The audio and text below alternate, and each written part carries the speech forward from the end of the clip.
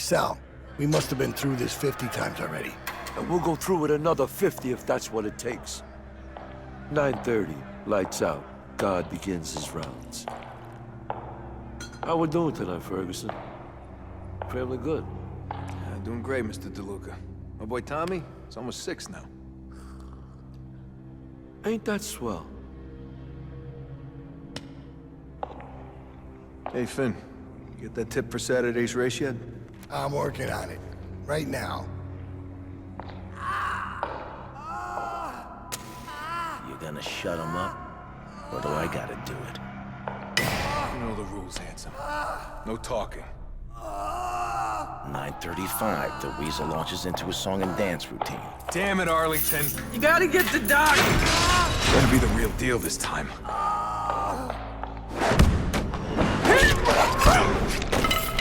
Once the Weasel gets the keys, we move on to stage 2. Let's get moving.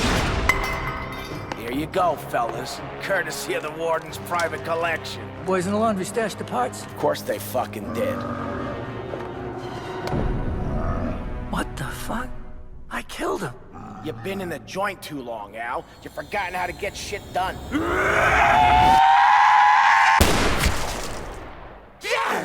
What the fuck?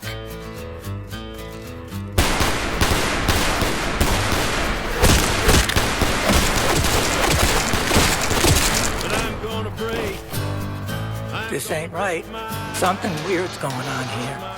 So hello everybody, I am BlackOpsAmazing, welcome back to my channel. Today for you, hopefully, I have made a video that is going to help a ton of you guys out. Now we know that Mob of the Dead has been around for quite a while, right? But a zombie storyline, especially for that map, can get very difficult to understand. That's why today, since Mob of the Dead is playing a massive part in GOROD KROVI, and in fact, not even just that map, Zetsuba no Shima de Eisendrache, the Giant, Mob of the Dead is a massive implementation into our zombie storyline. So I thought, you know what, I want to do this.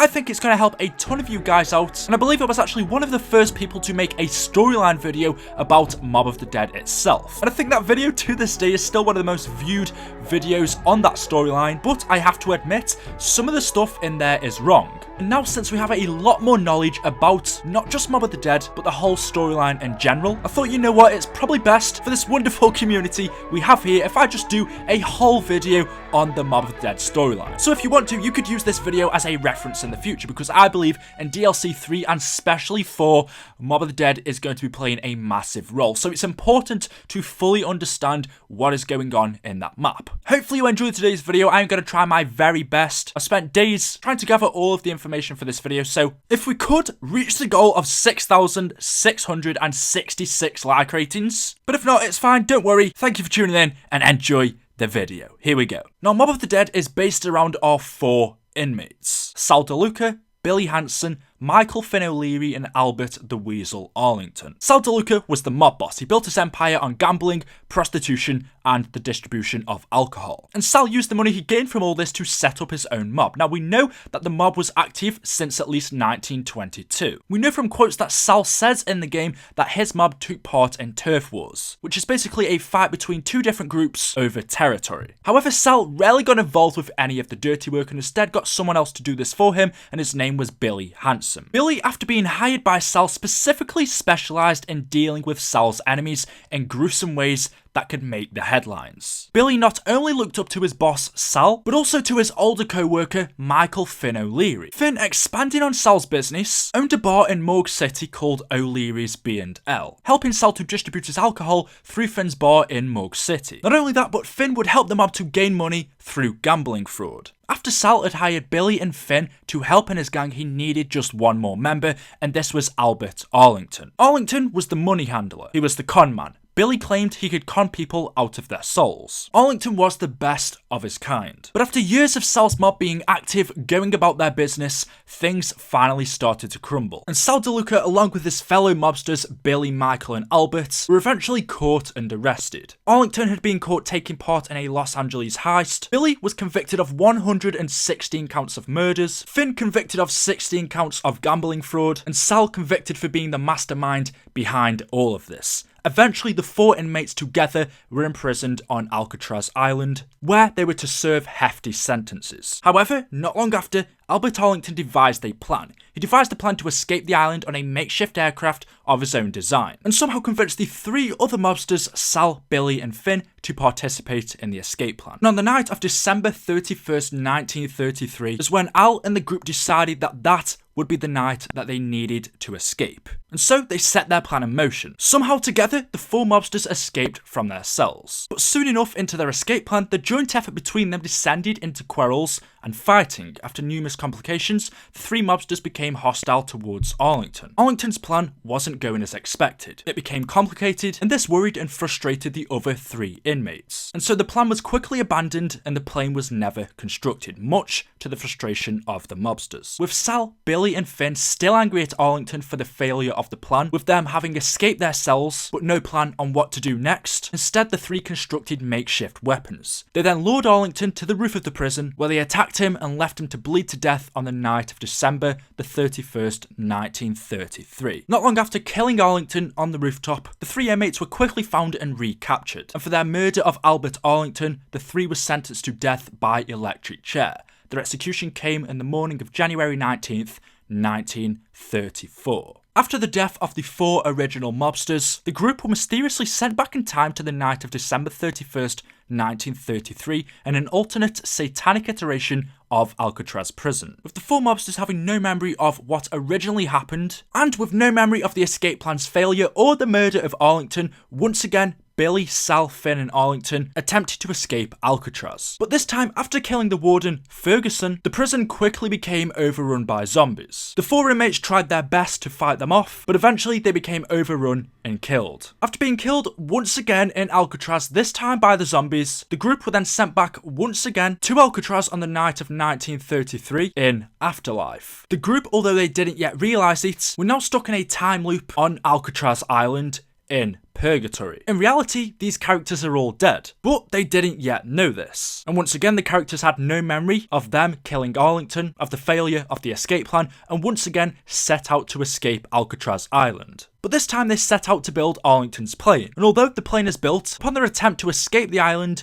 it fails. They crash into the Golden Gate Bridge, where eventually on the bridge the 4 mobsters are killed. But they then reappear once again in the prison and start building the plane again. And this results in an endless loop and making the escape impossible. They set out to build the plane, they escape, they only make it as far before crashing into the Golden Gate Bridge once again. With them having no escape, they eventually die and once again get sent back to Alcatraz prison. The characters are now stuck in an infinite time loop. With no escape, with the mobsters trying this a total of 3 times, they eventually attempt something else. After seeing that they just keep getting sent back to Alcatraz Island and that there is no way to escape, they learn that in reality, they are all dead. They eventually learn that the escape plan never came to be, and eventually the 4 mobsters remember everything. They remember that in reality the escape plan failed, and they remember that on the night of 1933, December 31st, Sal, Billy, and Finn killed Arlington. And remembering this, they once again set out to do exactly what they did in reality, which was kill Arlington. And so they work together, they build the plane, they fly out and crash into the Golden Gate Bridge. But this time with Sal, Finn, and Billy remembering what they did in reality, they set out to once again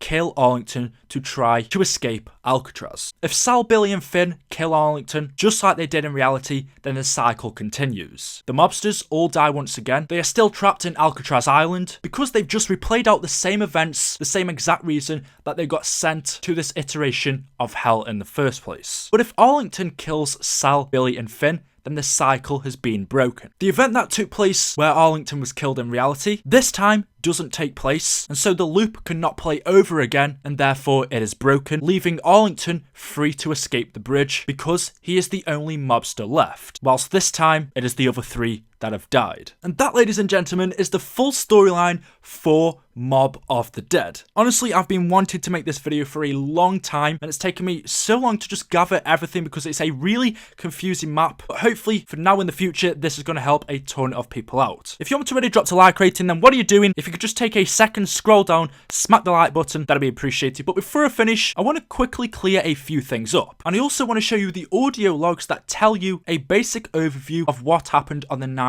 of 1933 on New Year's Eve, where Arlington's plan came into motion and he was eventually killed. I'm going to show you the audio logs of Stanley Ferguson, the guard, the warden at Alcatraz, telling you that story. You should also note that Stanley, the warden you see get killed by Arlington in the trailer, never actually died. In reality, he is still alive. He worked in the prison from 1933 to 1942. Bearing in mind, these characters all died during 1933. Stanley was still working there 10 years later. In reality, he's never dead, hence why he gets to tell us the most interesting event he saw took place at this prison. We see him die in this cutscene because this is purgatory. This is afterlife. This isn't real. This is our characters being stuck in this infinite time loop after they got sent back to Mob of the Dead.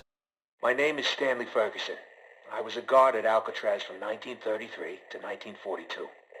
Today, I'm going to give you some insight into one of the more interesting tales from the prison's history. Over the decades, Alcatraz has seen more than its fair share of daring escape attempts. However, few were as audacious as the one undertaken by 4 inmates on New Year's Eve, 1933. Thought to be the brainchild of an inmate by the name of Albert Arlington, the outrageous scheme was as unlikely as its mastermind. It's believed that Arlington, aka the Weasel, somehow convinced 3 other inmates that he had devised a foolproof plan to escape the Rock. It was a plan that would see them literally taking to the skies on a makeshift aircraft of Arlington's own design. Just how the Weasel managed to convince these hardened criminals that such a plan was even possible remains a mystery to this day. What is known is that no such plane was ever built. Instead, the group's plans for freedom soon descended into bitter argument and infighting. With the plan falling apart, anger and frustration would ultimately lead to a brutal altercation between the misguided Arlington and his former co-conspirators. Armed only with makeshift weapons, Finn O'Leary, Sal DeLuca, and Billy Handsome lured the unsuspecting Arlington to the roof, where they intended to exact a bloody and violent revenge. And so it was here, beneath the dark and stormy winter skies, that the hapless Arlington met his grisly end, bleeding to death on the cold concrete roof. For their participation in the murder, the 3 collaborators were sent to death by electric chair. Justice came swiftly. On the morning of January 19, 1934, the execution order was carried out. You should also note that Brutus, if you didn't know, is Stanley Ferguson. You'll hear this quote from him. He tells us he has a family, a son, and in the trailer, Ferguson says to Sal that his boy Tommy is finally 6 now. He's doing well. He's not dead in reality, but in this iteration of hell, which is Alcatraz that our characters are trapped in, the warden appears as Brutus. There we go, everybody. Thank you so much for watching. If you're wondering why I've wanted to revisit this and cover the storyline of Mob of the Dead, it's because 1, when I first did this, some things are wrong. I've also noticed there isn't really a correct version of the storyline, and it's really confusing, so I can understand. But 2 is because Mob of the Dead right now is playing a massive role in our zombie storyline. Not only does Richtofen have the blood vials from our 2 inmates from Mob of the Dead, but now in GOROD KROVI, we've seen in the trailer, once again the zombies have red eyes. Nikolai, our main protagonist, our main character in GOROD KROVI, is mentioned by the Weasel in Mob of the Dead. So I believe that this video is going to be very important and may help a lot of you out, especially when it comes to understanding GOROD KROVI. Thank you for watching, guys. If there's anything you want to know, leave it in the comments. I'll try my best to answer you. Make sure you subscribe for more zombies videos, and we'll see you all in the next video. Thank you, and goodbye.